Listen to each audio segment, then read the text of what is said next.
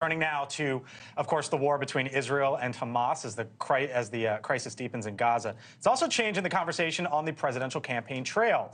GOP hopeful, striving to be the next commander-in-chief on the Republican side, divided on the response, especially when it comes to handling Palestinian refugees from Gaza. Watch.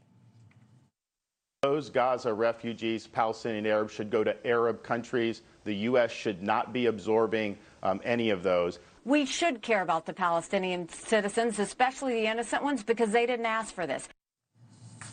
Mick, bring it back to you. Who's right here between Ron DeSantis and Nikki Haley on the Republican side?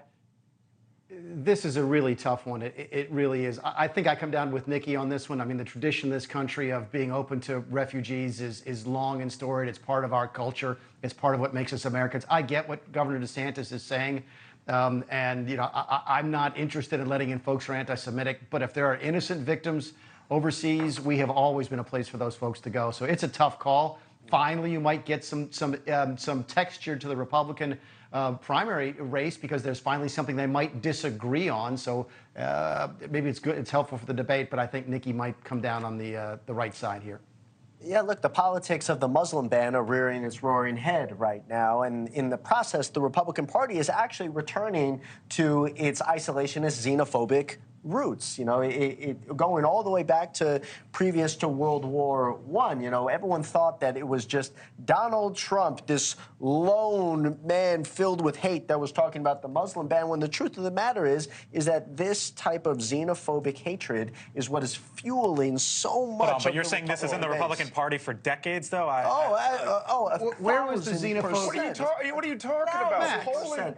The isolationism and xenophobia has been a figure or a pillar of part of the Republican Party for the better part of the century. Which is amazing. Ford, and then I want to bring Mick in. With that being said, that does not characterize many of my Republican friends. I love Mick, the whole nine, okay? But Ron DeSantis, I don't know about you, but Ron DeSantis does not come out saying this without looking at poll numbers. When he says they should go to Arab countries, that insinuates that we are not. When it comes to refugees, it comes to safe countries. Nobody in the Middle East wants to take in Palestinian refugees, okay? And given how well Biden is basically vetted at the border, are you kidding me? Ron DeSantis is absolutely right in this instance about being pragmatic about what's going on. And when it comes to Democrats, it is Democrats, by and large, a near majority who support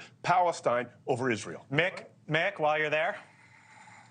Well, I mean, to Max, I would say, Max, you know, Nikki Haley's a pretty prominent Republican, and she just took the other side of it. I mean, this is going to be an issue in the Republican Party. I mean, at least we have a chance to have the debate. So now I think it's unfair to cast the entire Republican Party as being isolationist. No, I'm not. I'm just characterizing a part of the Republican Party. Just a part of it, just a large part. Yeah, and if I can jump in here for a second, you know, this is all happening. We talk about hatred and xenophobia. This is all happening at a time when Jewish Americans and Palestinian Americans feel very much under threat, under a lot of anxiety. Over the weekend, there was a 6-year-old Palestinian American boy who was stabbed to death in Chicago. It goes on both sides of this issue, so I think that's worth pointing out as we hear a lot of the political rhetoric on this heat up on both sides of the issue. All right, well. Thanks for watching. Go to newsnationnow.com to find NewsNation on your television provider. And don't forget to subscribe. Click the red button to get more of NewsNation's fact-driven, unbiased coverage.